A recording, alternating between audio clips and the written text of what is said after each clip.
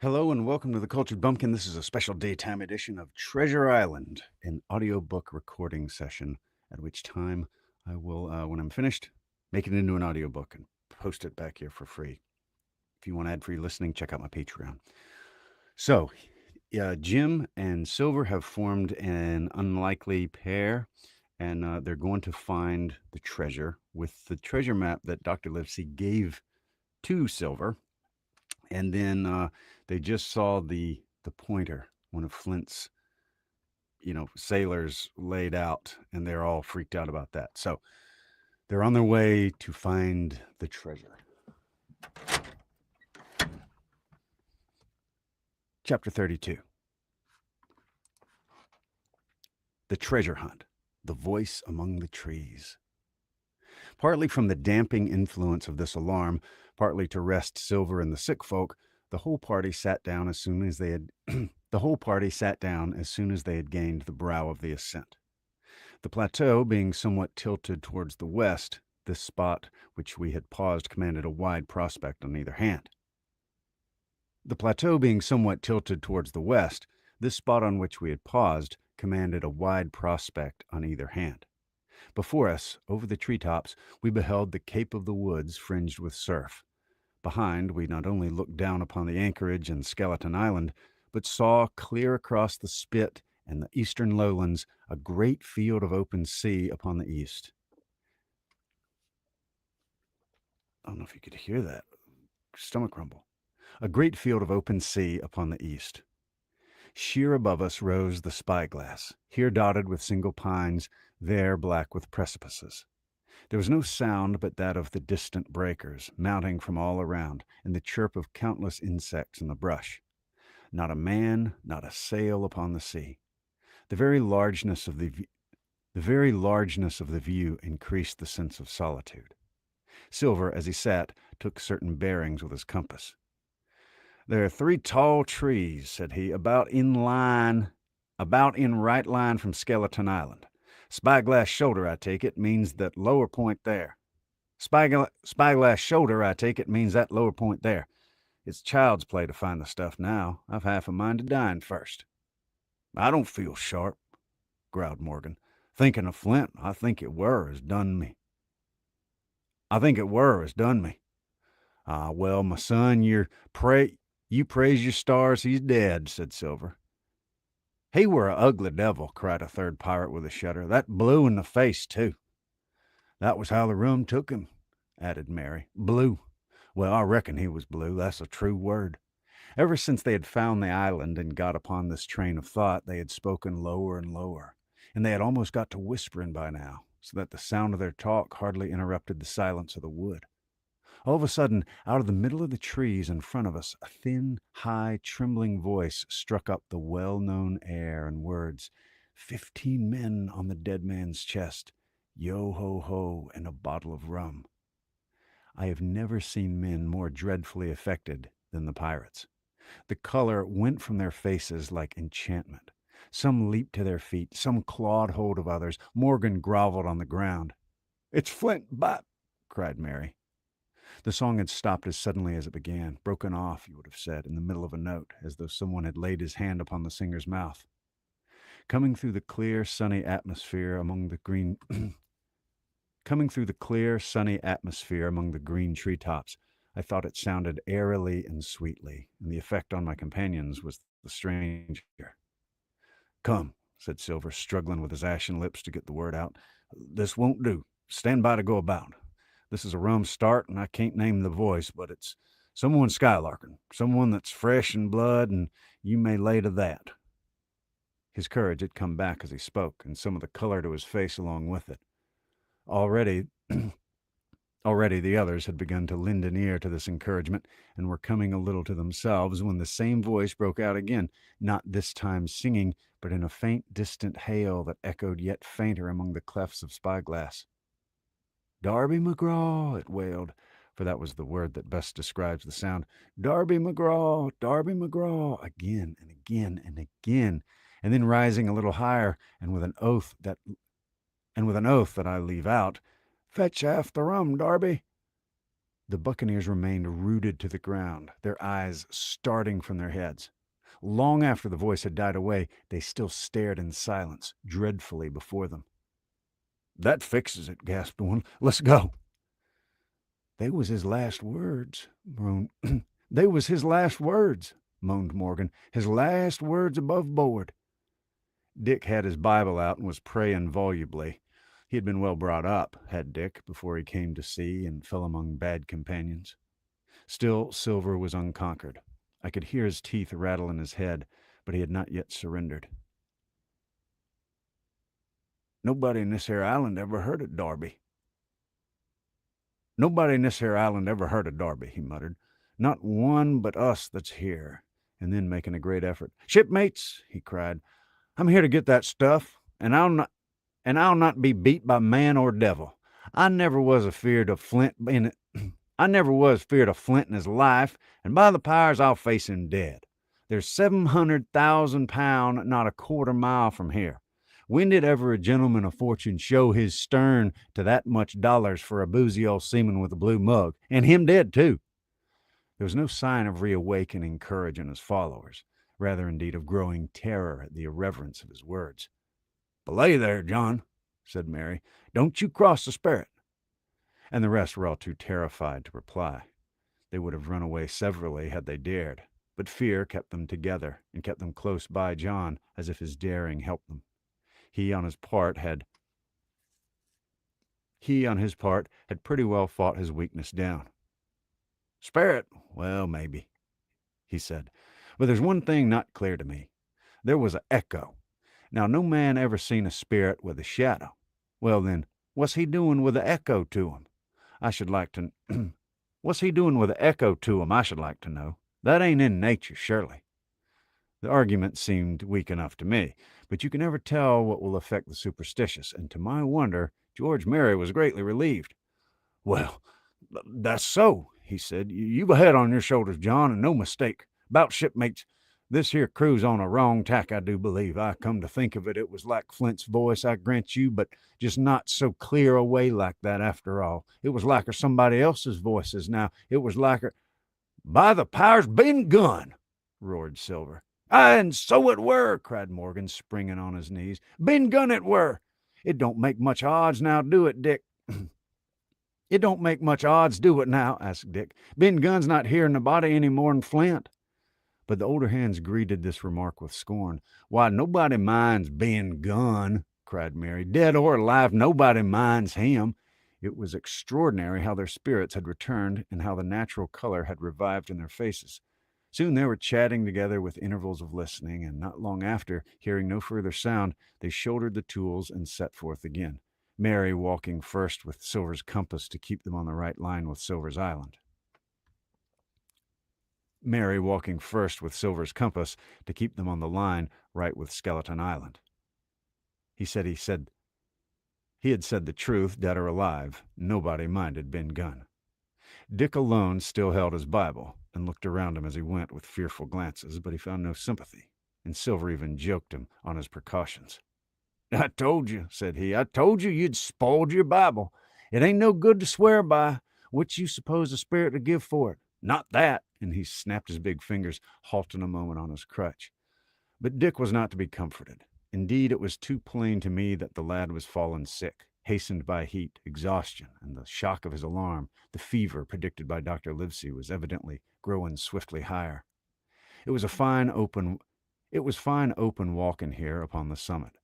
Our way lay a little downhill, for, as I have said, the plateau tilted towards the east. The pines, great and small, grew wide apart, and even between the clumps of nutmeg and azalea, wide open spaces baked in the hot sunshine. Striking, as we did, pretty near northwest across the island, we drew on the one hand ever nearer under the shoulders of the spyglass, and on the other looked ever wider over that western bay where I had once tossed and trembled in the coracle.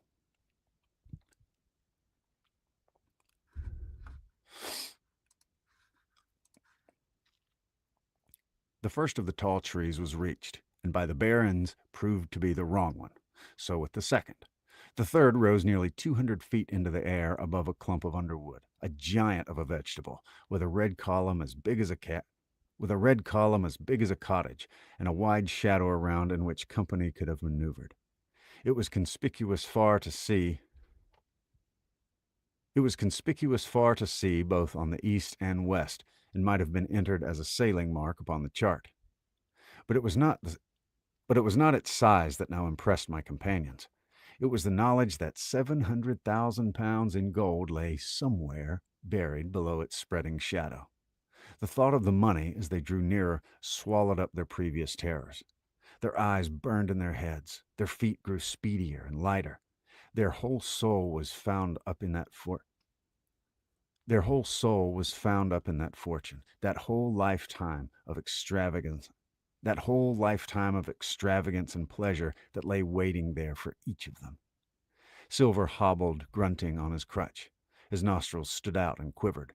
He cursed like a madman when the flies settled on his hot and shiny countenance.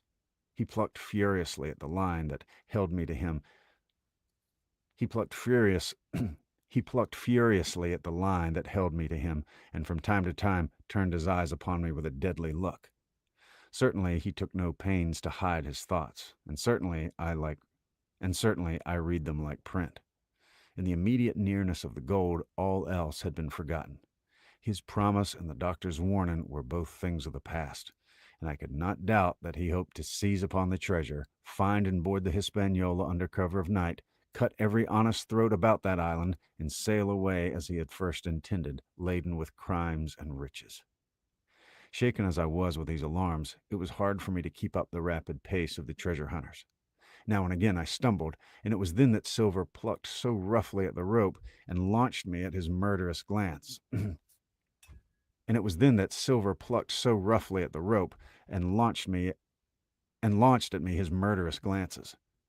Dick, who had dropped behind us and now brought up the rear, was babbling to himself both prayers and curses as his fever kept rising. This also added to my wretchedness, and to crown all, I was haunted by the thought of the tragedy that had once been acted on that plateau, when that ungodly buccaneer with the blue face, he who died at Savannah, singing and shouting for drink, had there, with his own hand, cut down 6 accomplices. This grove that was so peaceful must then have rung with cries, I thought, and even with the thought I could believe I heard it ringing still. We were now at the margin of the thicket. "Huzzah, mates, all together!" shouted Mary, and the foremost broke into a run, and suddenly, not 10 yards further, we beheld them stop. A low cry arose. Silver doubled his pace, digging away with the foot of his crutch like one possessed, and the next moment he and I had come also to a dead halt. Before us was a great excavation, not very recent, for the sides had fallen in and grass had sprouted on the bottom. In this were the shaft of a pick broken in two and the boards of several packing cases strewn around. On one of these boards I saw, branded with a hot iron, the name Walrus, the name of Flint's ship. All was clear to probation. A cache. The cache had been found and rifled. The 700,000 pounds were gone. That was chapter 32. So we only got 2 more chapters left.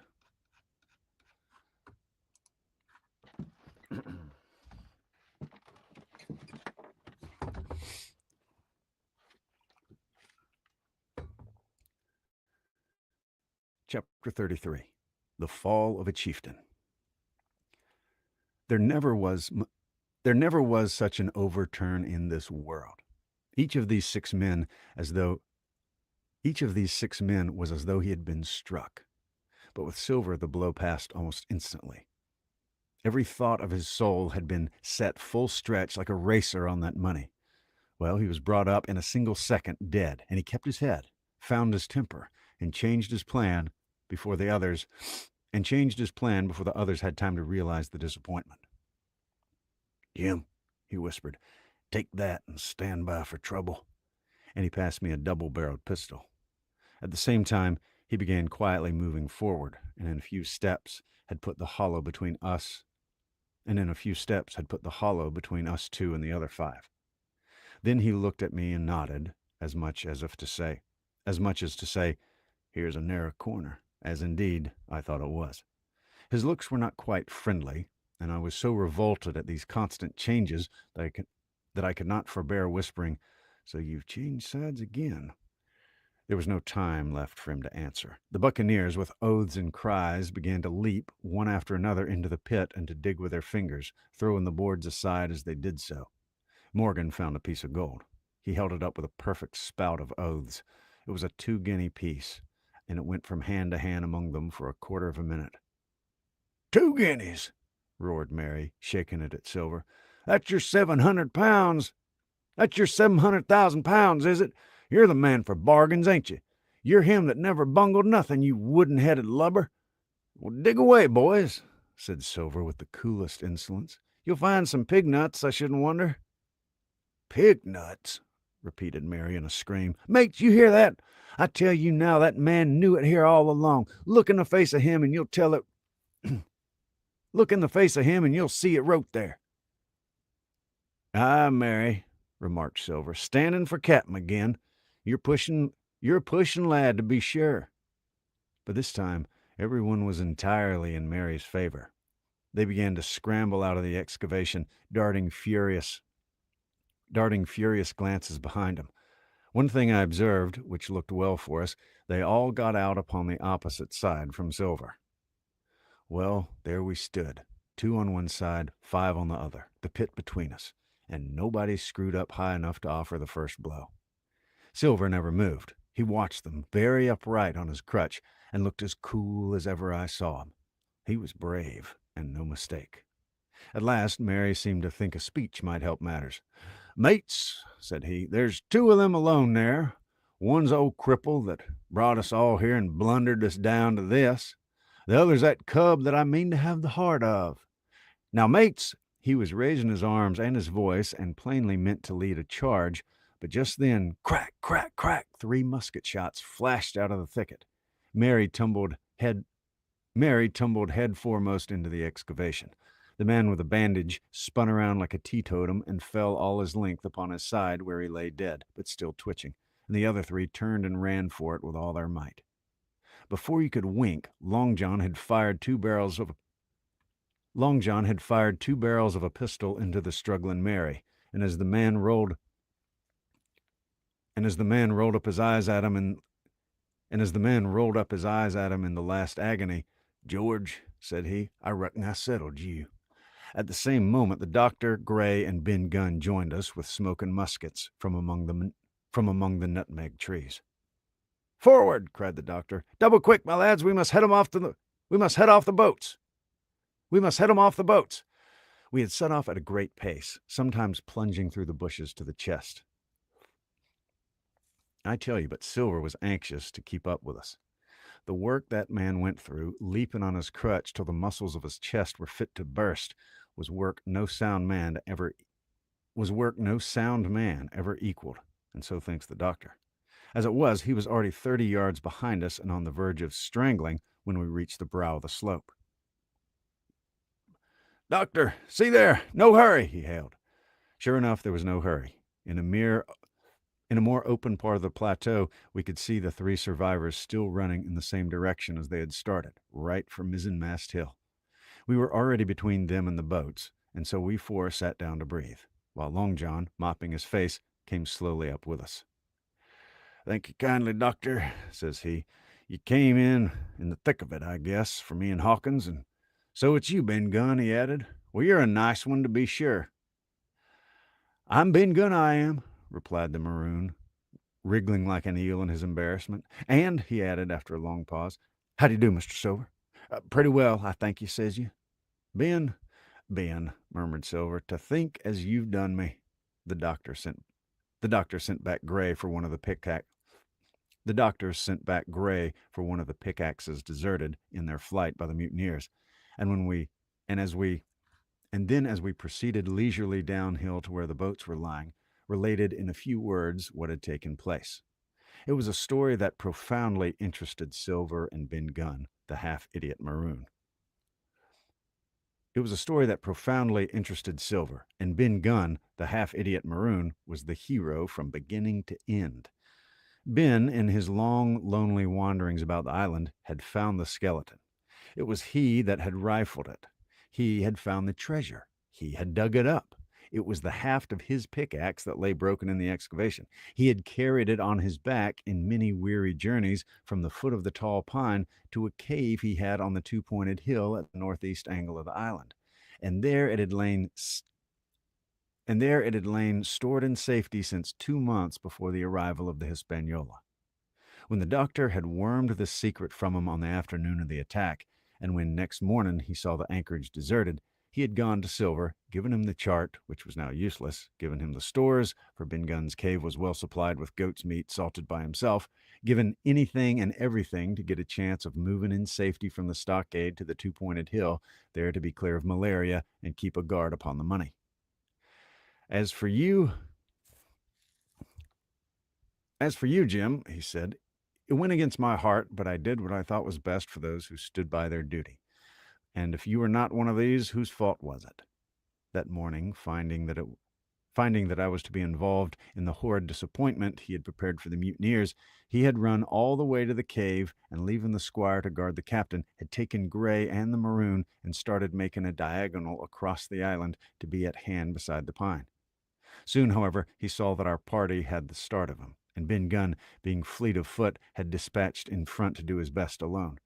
Then it had occurred to him to work upon the superstitions of his former shipmates, and he was so far successful that Gray and the doctor had come up and were already ambushed before the arrival of the treasure hunters.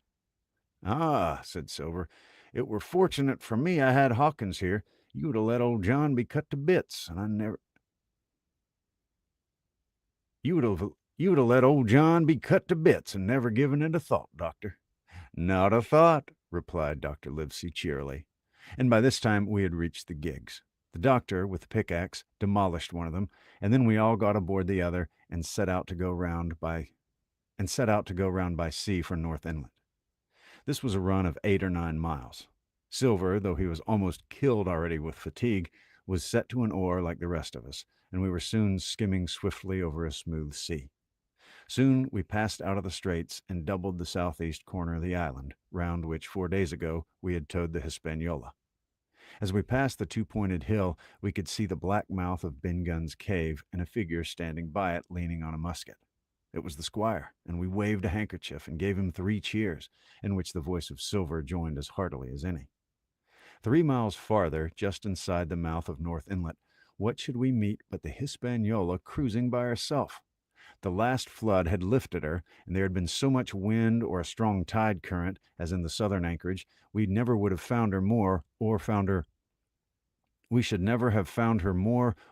her stranded beyond help. As it were, there was little amiss beyond the wreck of the mainsail.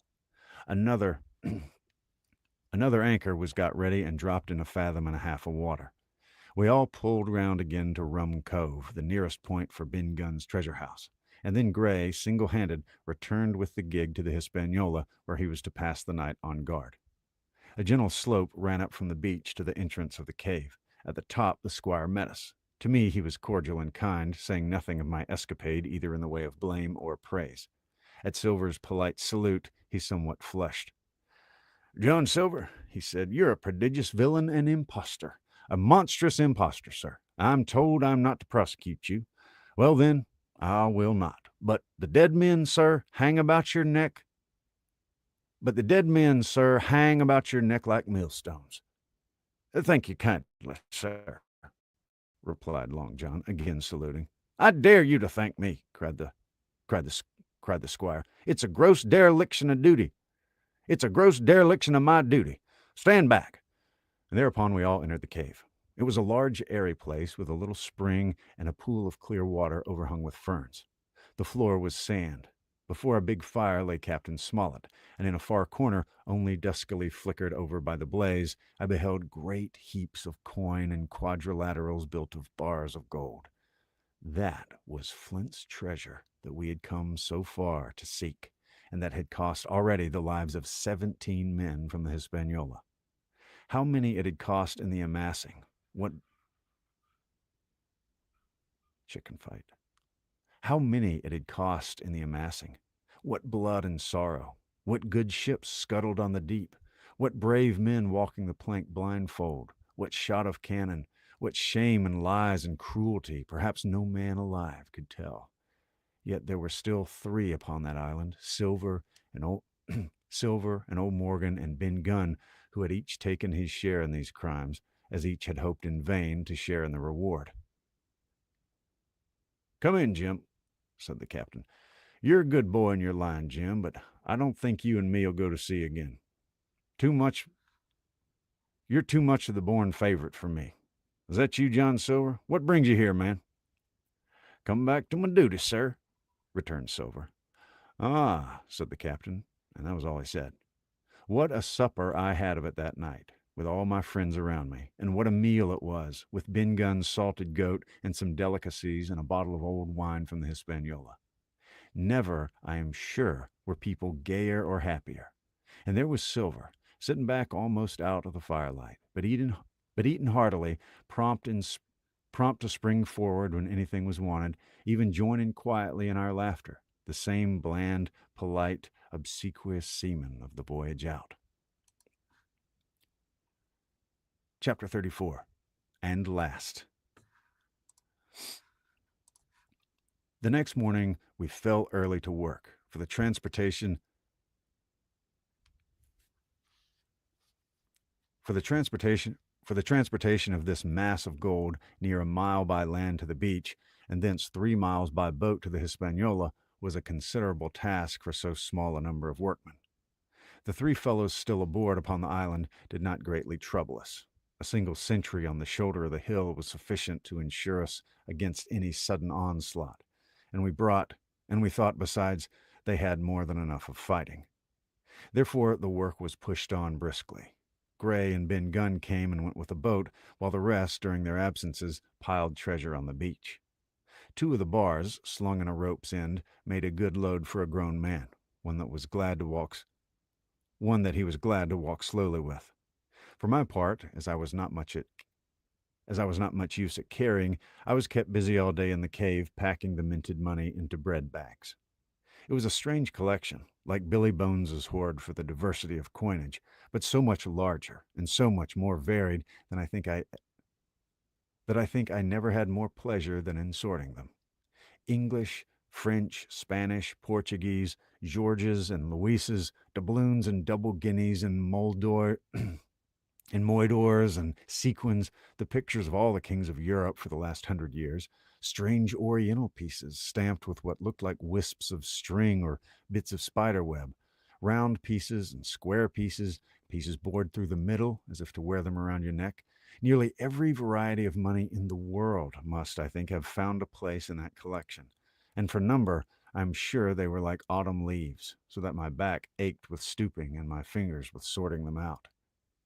Day after day this work went on. By every evening a fortune had been stowed aboard. But there was another fortune waiting for the morrow, and all this time we heard nothing of the 3 surviving mutineers. At last, I think it was on the third night, the doctor and I were strolling on the shoulder of the hill where it overlooks the lowlands of the isle, when, from out the thick darkness below, the wind brought us a noise between shrieking and singing. It was only a snatch that reached our ears, followed by the former silence. "Heaven forgive 'em," said the doctor. "'Tis the mutineers." "All drunk, sir," struck in the voice of Silver from behind us. Silver, I should say, was allowed his entire liberty, and in spite of daily rebuffs, seemed to regard himself once more as quite a privileged and friendly dependent. Indeed, it was remarkable how well he bore these slights, and with what unwearying politeness he kept on trying to ingratiate himself with all. Yet I think none treated him better than a dog, unless it was Ben Gunn, who was still terribly afraid of his old quartermaster, or myself, who had really something to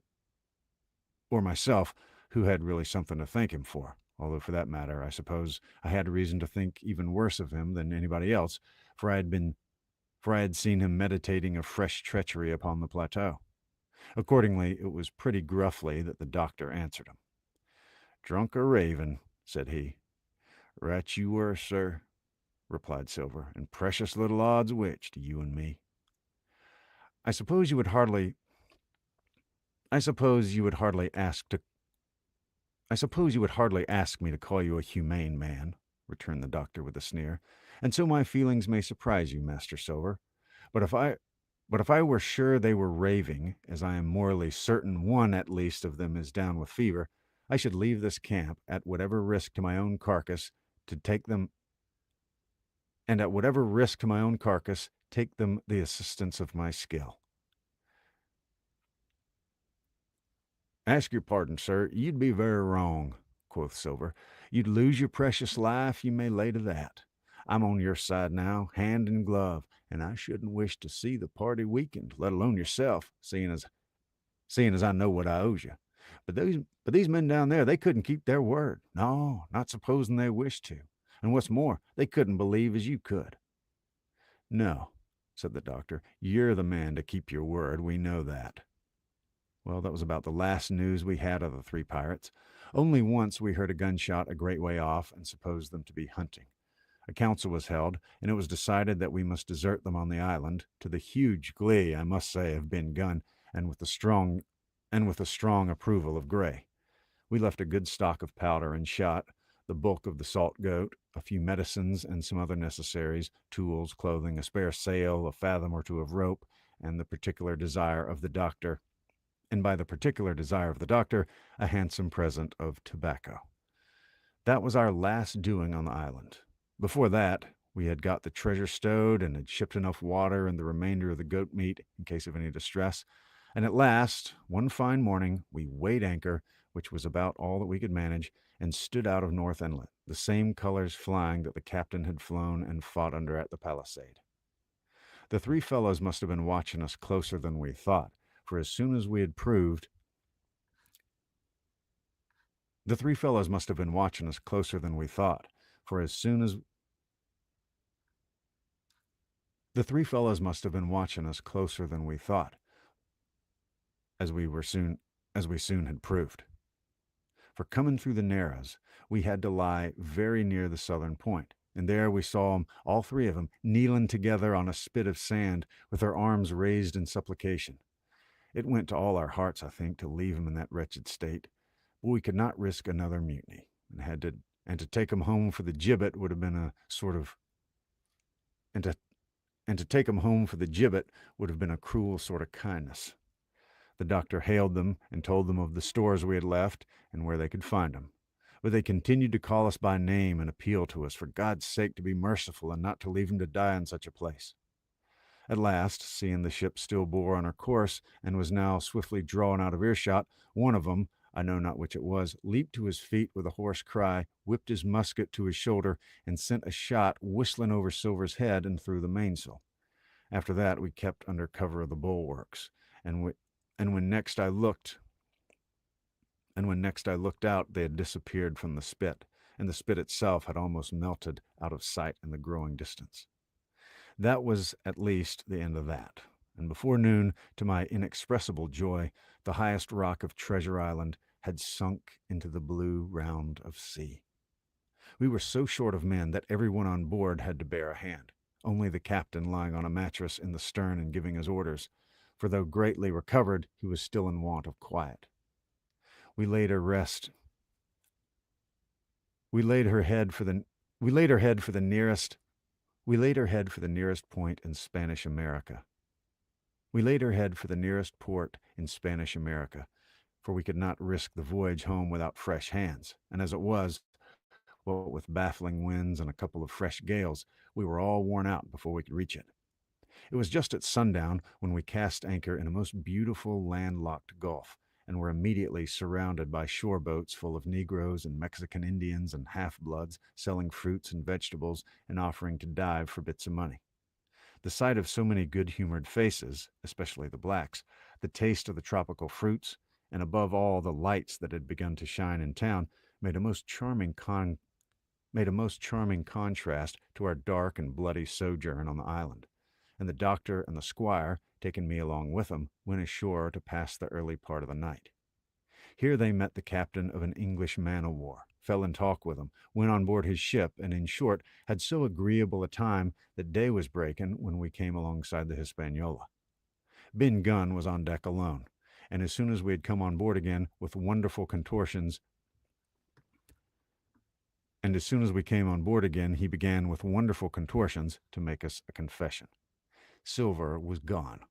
The maroon had connived at his escape in a shore boat some hours before, and he now assured us he had only done so to preserve our lives, which would surely have been forfeit if that man with the one leg had stayed aboard. But this was not all. The sea cook had not gone empty-handed. He had cut through a bulkhead unobserved and had removed one of the sacks of coin, worth perhaps 300 or 400 guineas, to help him on his further wanderings. I think we were all pleased to be so cheaply rid of him. Well, to make a long story short, we got a few hands on board, made a good cruise home, and the Hispaniola reached Bristol just as Mr. Blandley was beginning to think of fitting out her consort. 5 men only of those who had sailed returned with her. Drink and the devil had done for the rest with a vengeance, although, to be sure, we were not quite in so bad a case. we were not quite in so bad a case as that other ship they sang about, with 1 man of her crew alive with what put to sea with 75. All of us had an ample share of the treasure and used it wisely or foolishly according to our natures. Captain Smollett is now retired from the sea. Gray not only saved his money, but being suddenly smit with the desire to rise, also studied his profession, and he is now mate and part owner of a fine full-rigged ship, married besides, and the father of a family. As for Ben Gunn, he got £1,000, which he spent or lost in 3 weeks, or more to be exact, in 19 days. Which he spent or lost in 3 weeks, or to be more exact, in 19 days, for he was back begging on the 20th. Then he was given a lodge to keep, exactly as he had feared upon the island, and he still lives there, a great favorite, though something of a butt, with the country boys, and a notable singer in church on Sundays and saints' days. Of Silver we have heard no more. That formidable seafaring man with one leg has at last gone clean out of my life. But I dare say he met his old negress, and perhaps still lives in comfort with her and Captain Flint. It is to be hoped so, I suppose, for his chances of comfort in another world are very small. The bar silver and the arms still lie, for all that I know, where Flint buried them, and certainly they shall lie. The bar silver and the arms still lie, for all that I know, where Flint buried them, and certainly they shall lie there for me. Oxen and wain ropes would not bring me back again to that accursed island. And the worst dreams that I ever have are when I hear and the worst dreams that I ever have are when I hear the surf booming about its coasts, or start upright in bed with the sharp voice of Captain Flint still ringing in my ears. Pieces of 8, pieces of 8. The end. All right, we are done and dusted. That was Treasure Island. Sweet. Thank you very much for listening. Make sure you subscribe for more of this if you like this kind of thing. And I'll talk to you next time.